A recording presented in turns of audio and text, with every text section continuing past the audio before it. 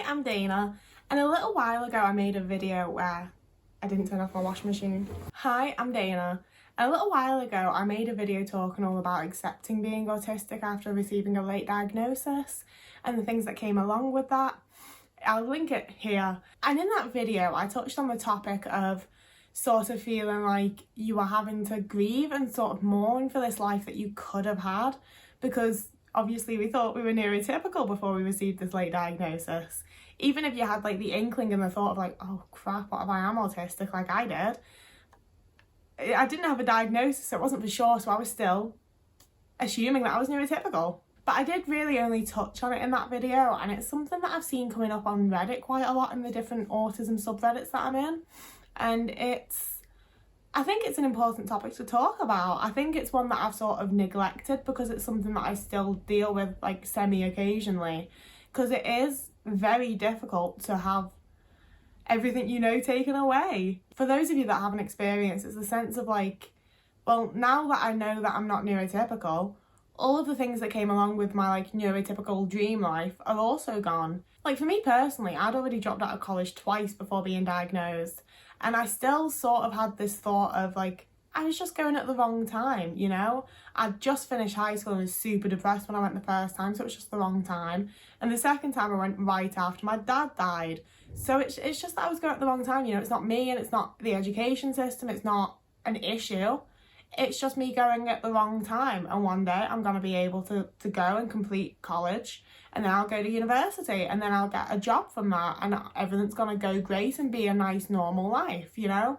And that was something I reached for constantly, was the idea of normal, because I never felt normal, you know, whatever the hell that is. It's something that I'm like really not into anymore, because I don't think anyone's normal. We just hide our weirdest parts from other people. So I don't think there is any such thing as normal, but it's something that I constantly strived for, because it seemed to me that everyone else was normal and I was this weird little black sheep that didn't do anything right and didn't know what I was doing. So being told that I was autistic, it felt like this dream of like, well, one day I'll be normal, one day I'll figure it out and it'll be the right time, and I'll be normal, I'll be functional and it'll be fab. You know, being told like, no, you're autistic, although it isn't the case at all, it felt like that was being taken away from me. It felt like I was being told like, you're never going to be normal, you are absolutely like diagnostically different from everyone else, and you're never going to be normal. And that's tough to swallow.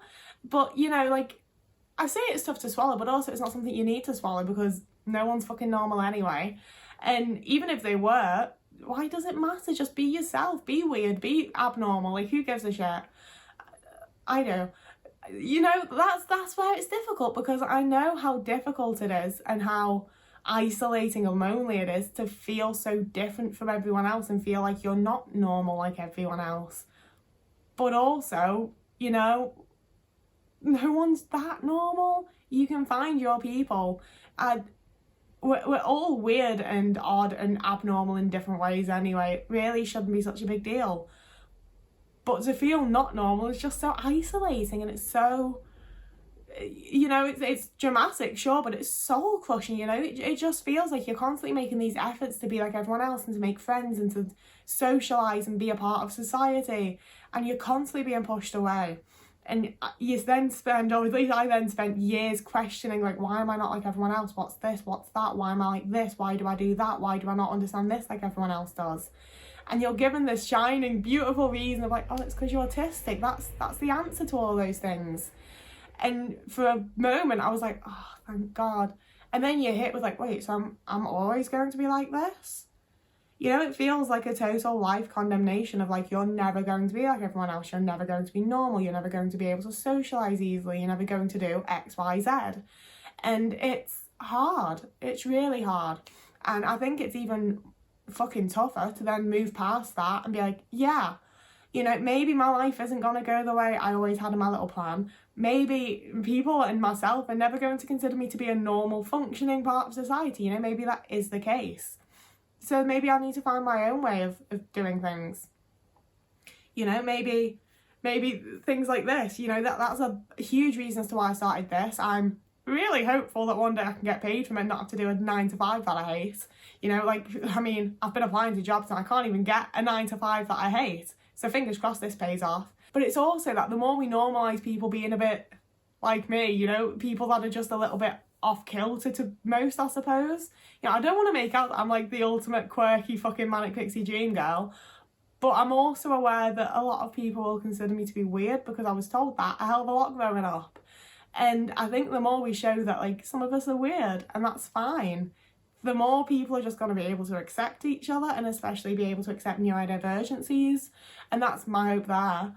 I think that it is important to be proactive in trying to make things better if you don't like the way they are. And I'm not saying that like everyone should start a YouTube channel, because it doesn't do that much. I am aware. I'm not like trying to say like I am the leading face of helping to make autism more accepted. You know, it's not. I'm mostly trying to help other autistic people feel better, but also it does get out there that, like, I don't know, I'm just trying to normalise some stuff and have a good time and not hate myself, you know? And I think that when we get like, and I think that's absolutely vital for every late diagnosed autistic person to do.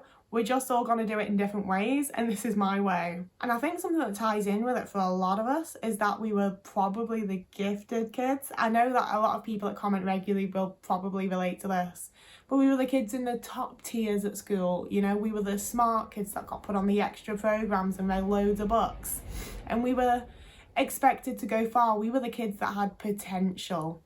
And I know that personally I felt like I massively wasted whatever potential I had.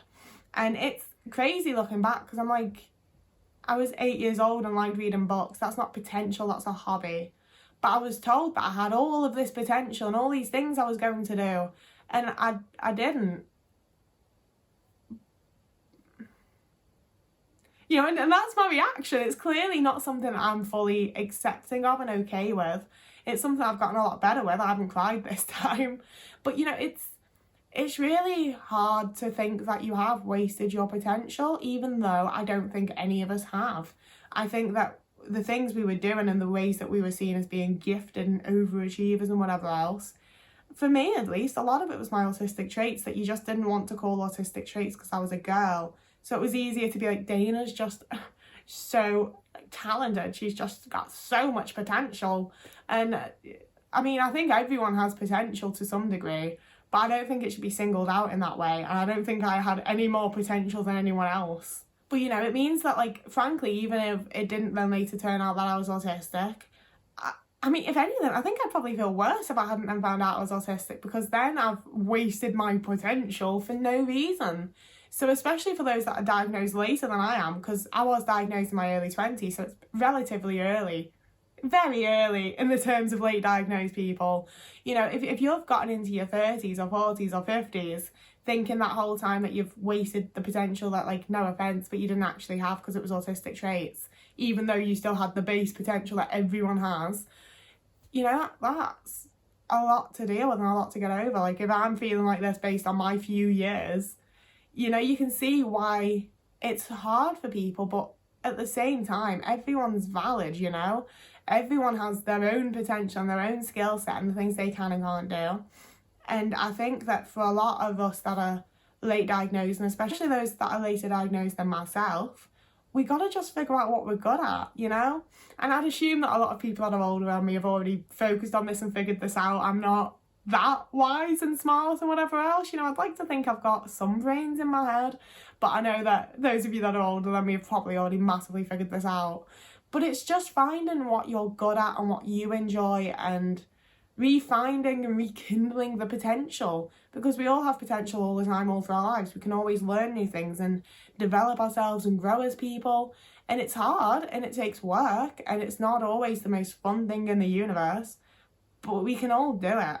And in the long run, the hard work that we put in helps to pay off by giving us better lives and making us feel better. You know, like, I feel like all too often there's a sort of thought or stereotype or something or another, I'm not sure what word to use, around autism, that we're sort of just the way we are. You know, there's absolutely no possible way of ever changing an autistic person, that we're just the way that we are. And when it comes to changing an autistic person, yeah, fuck off. Like, don't change us, leave me alone. But we can work on ourselves. We can change ourselves for betterment, to be better, we can work on ourselves, and that will improve our lives and make us feel better.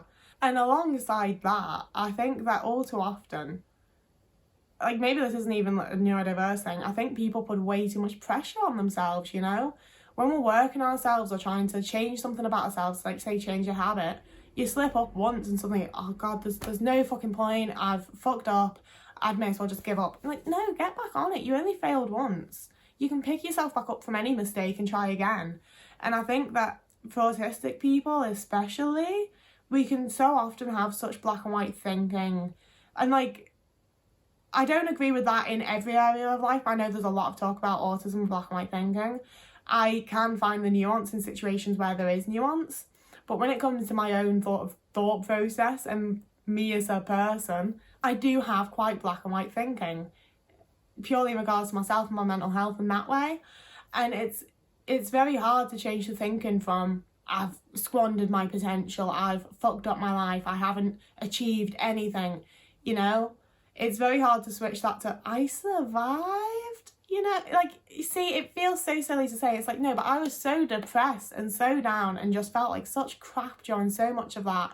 And I got through it. Like, sure, it's not the university degree and amazing job or whatever that other people my age might have that they can call an achievement. It's not that. And I really wish it was. But they didn't have the same life that I had, and I managed to fucking get through it, and that's an achievement for me. You know, and I think it's worth all of us, like everyone in the world all the time, looking at their achievements and saying like, yeah, like, I've done okay. You know, life doesn't turn out the way we always want it to. God knows do we know that. But we can do the best with what we've got. Yeah, I think we could all just do with recognising our achievements more.